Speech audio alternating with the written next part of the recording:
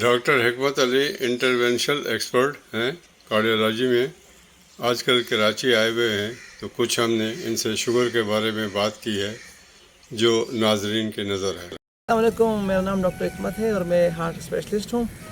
آج ہمارا ٹاپک ہوگا، ہم یہ ڈسکس کر لیں گے کہ جسم کے اندر جو شوگر ہے وہ کیسے کنٹرول ہوتی ہے نارمل۔ پھر اس میں ہم مزید آگے جا کے ڈسکشن کر لیں گے کہ یہ جو مریض ہوتے ہیں شوگر کے، ڈائبٹیز کیسے ہو جاتی ہے اور اس کی آگے جو ڈیٹیلز ہے ہم ڈسکس کر لیں گے۔ تو سب سے پہلا پوائنٹ ہم ڈسکس کر لیں گے کہ جسم کے اندر نارمل، ہمارے خون کے اندر ایک نارمل شوگر کی مقدار ہوتی ہے، جو کہ عموماً ہم دیکھتے ہیں کہ جو اگر خالی پیٹ ہے تو سنتے ہیں فاسٹنگ بلڈ شوگر، یہ آج کل جو کٹ آفس ہے وہ 100 سے کم ہونی چاہیے، یہ نارمل رہتی ہے۔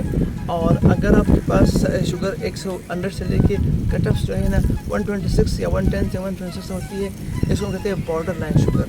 اور اگر 126 سے زیادہ شوگر بڑھ جاتی ہے تو کہتے ہیں کہ یہ مریض شوگر کا مریض ہو گیا۔ یہ باڈی کے اندر نارمل شوگر لیولز رہتی ہے۔ اچھا، اب آج ہم تھوڑی بات کریں گے کہ شوگر جسم میں وہ کنٹرول کیسے ہوتی ہے۔ اس کا میکینزم ہے کہ باڈی کے اندر جو شوگر ہوتی ہے، ہم اگر جو شوگر کھاتے ہیں، جو ڈائٹ کھاتے ہیں، اس میں شوگر ہوتی ہے تو وہ شوگر سب سے پہلے ہمارے خون میں آتی ہے۔ یہاں سے خون سے شوگر جو ہے نا، جیسے شوگر خون میں آتی ہے، ایون جب شوگر معدے میں خوراک ہوتی ہے تو وہ سگنلز بیچتی ہے، ہمارے آرگن ہے یہاں پہ پیٹ کے ساتھ اندر، اسے کہتے ہیں پینکریاس۔ تو پینکریاس میں ایک خاص ایریا ہے، اسے کہتے ہیں آئل سب لینگرہانس، اس کے اندر بیٹا سیلز ہوتے ہیں۔ تو جیسے ہی معدے کے اندر یا اس کے اندر گلوکوز داخل ہو جاتی ہے تو وہاں سے سگنل جاتے ہیں پینکریاس کو، پینکریاس وہاں سے جو ہے نا انسولین ریلیز کرتا ہے۔ تو انسولین کا کام کیا ہوتا ہے کہ وہ جو خون کے اندر شوگر ہے اس کو مختلف جسم کے حصوں کے پاس پہنچانا اور اسے گلوکوز کو توڑنا، مثلاً مسلز کے پاس جو پٹے ہوتے ہیں وہاں شوگر لے جانا، اس کے برین کے پاس لے جانا اور باقی اس کے ٹشو کے اندر لے جانا، تاکہ یہ جو شوگر ہے وہ ٹوٹ سکے۔ ایک کام یہ ہوتا ہے انسولین کا۔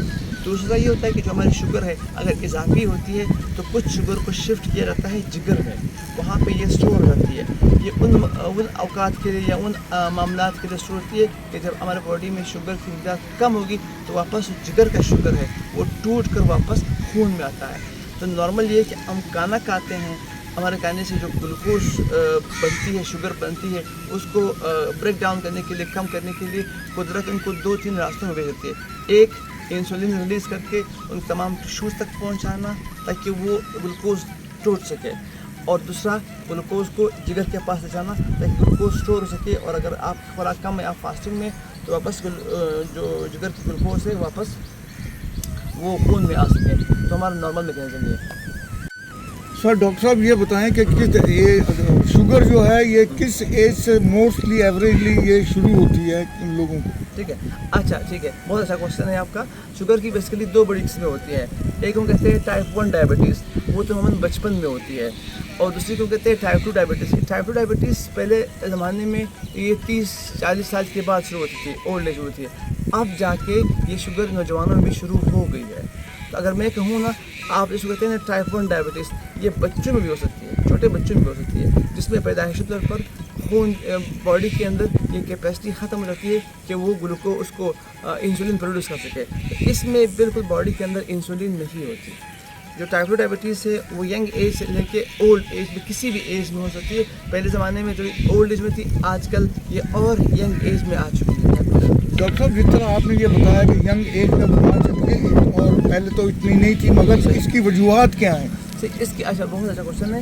جو ینگ ایج میں آئی ہے، اس کی سب سے بڑی وجوہات یہ ہے کہ آج کل ہماری لائف اسٹائل چینج ہو گئی ہے۔ مثلا ہمارے لائف اسٹائل میں یہ ہے کہ ہمارا سب کا وزن بڑھنے لگا ہے، نمبر 1۔ نمبر 2، ہماری لائف میں ایکٹیویٹی نہیں ہے، ہم بیسیکلی ان ایکٹیو ہے۔ جو ینگ جوان بچے بچیاں ہیں ان کی اگر روٹین دیکھی جائے تو اس میں بہت کم چلنا پھرنا ہوتا ہے، زیادہ تر ٹائم یہ بیٹھے ہوتے ہیں۔ اور ساتھ میں تیسرا جو کمپوننٹ ہے بہت اہم ہے، ہمارا فاسٹ فوڈ اور جنک فوڈ کا زمانہ ہے۔ اس کی وجہ سے کیا ہو رہا ہے، ہم فوڈ کھائے جا رہے ہیں، ہمارا وزن بڑھتا جا رہا ہے، اور ساتھ میں اس کو برن آؤٹ ہم نہیں کر رہے، تو ایک بیلنس خراب ہوا ہے فوڈ کا اور اس کا۔ جی یہ لیپ ٹاپ اور یہ جو موبائل جو ہے نا وہ لے ڈوبے ہمیں۔ بالکل ہاں بالکل صحیح ہے۔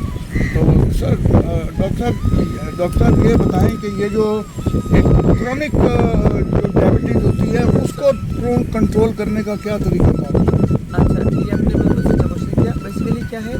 डायबिटीज़ एक बहुत बड़ा टॉपिक है और डायबिटीज़ का कंट्रोल भी जो है ना वो मुख्तलिफ़ तरीक़ों से हम करते हैं। अच्छा, यहाँ पे हम जाते हैं दो तरीके से, जो मेजर दो तरीके हैं। एक हम कहते हैं बग़ैर दवाओं के, इंग्लिश में कहते हैं नॉन फार्माकोलॉजिकल। एक कहते हैं हम लोग दवाओं के ज़रिए फार्माकोलॉजिकल।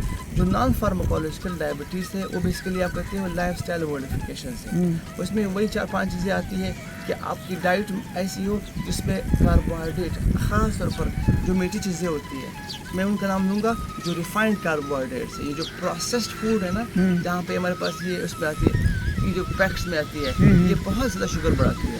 पहली बात। दूसरी बात ये कि हमारी डाइट में ना ये हो। दूसरी जो अहम चीज़ है कि हम जितना एक्सरसाइज करें, अपना वज़न कम करें। कहते हैं कि अगर आप 10 किलो वज़न कम करेंगे तो आपका 3 से 4% जो है ना HbA1c जो आपका ग्लूकोज का लेवल है मिलेगा, वो कम हो जाता है। तो पहला है ये कि आप एक्सरसाइज अच्छी करें, आप अपना वज़न कम से कम करें। जितना आप वेट लॉस करेंगे उतना आपका शुगर कंट्रोल होगा। तीसरा जो है ना आप ये कि आपका स्ट्रेस है, जो आपका टेंशन है, स्ट्रेस लेवल है, ये भी बड़ी हद तक शुगर लेवल को को डैमेज करती है। तो जितना आप जैसे हम मॉर्निंग में योगा करते हैं, मॉर्निंग में एक्सरसाइज करते हैं, आप एक अच्छे दोस्तों में रहते हैं, अच्छी कंपनी में रहते हैं, इनकी वजह से आपका ज़हनी तौर पर आप स्ट्रेस में नहीं रहते, सुकून रहते हैं। तो जितना आप अपने आप को रिलैक्स और सुकून रहेंगे, उससे भी शुगर का लेवल कम होगा। ये है बग़ैर दवाओं के। और अगला मरला होता है दवाओं के ज़रिए, वो मेडिसिन से लेके टैबलेट से लेके इंसुलिन तक डिफरेंट वो हमारे ड्रग्स होती है जो हम मरीज़ को कंडीशन देख के फैसला करते हैं। जो इब्तदाई दौर होता है, अलामात क्या होती हैं उसकी? ठीक है, शुगर की बहुत सारी अलामात होती है।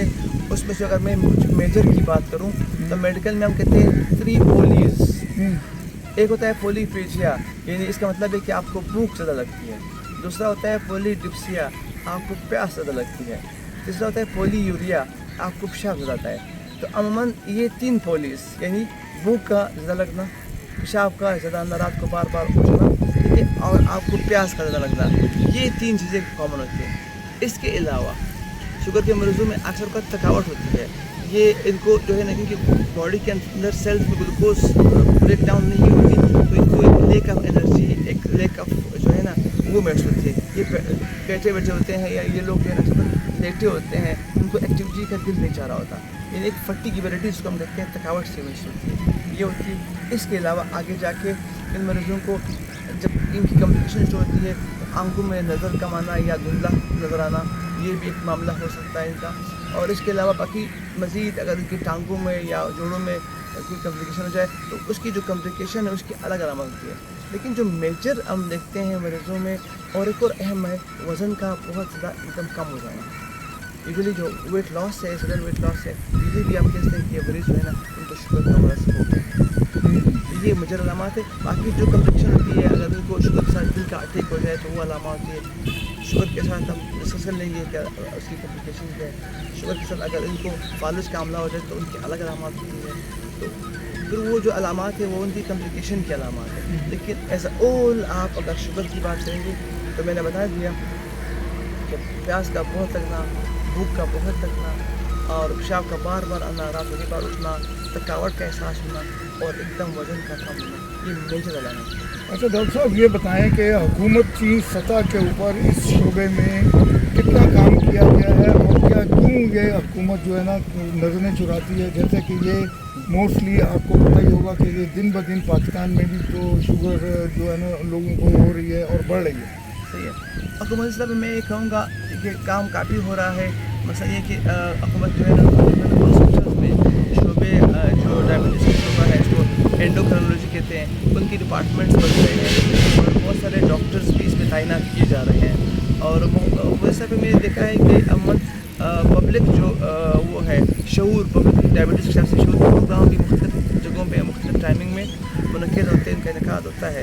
तो हुकूमत जब से ये कर रही है, लेकिन ज़ाहिर है ये इसको हम कहते हैं ना पैंडेमिक का मतलब है ये एक बीमारी अब 10 सेंचुरी है, ये पूरी सदी की बीमारी है। इसमें बहुत सारे सब हुकूमत की सतह पर नहीं, इसमें बहुत बड़े लेवल पर काम होना चाहिए, जिससे हम डॉक्टर्स की तरफ से कोशिश कर रहे हैं। यही मैं कोशिश कर रहे हैं कि इसको मतलब इसकी आगाही लोगों को मालूम हो, मसलन ऐसे आम बंदे को मालूम हो कि वो कब सोचे कि उसको शुगर है। इसमें मैं एक बहुत अहम बात मेरे जहन में आई है कि मैं करना चाहूँगा कि कोई भी बंदा जिसमें ये 3 चीज़ें हों, मसलन उसके ख़ानदान में अगर शुगर का मसला है, पहली बात। और अगर उसका जो वो है नाप है, वेस्ट सरकमफ्रेंस है, वेस्ट साइज़ है, वो 35 से ज़्यादा हो, ठीक है, और उसकी उम्र 40 से ज़्यादा हो, तो उसको अपना शुगर टेस्ट ज़रूर करना चाहिए।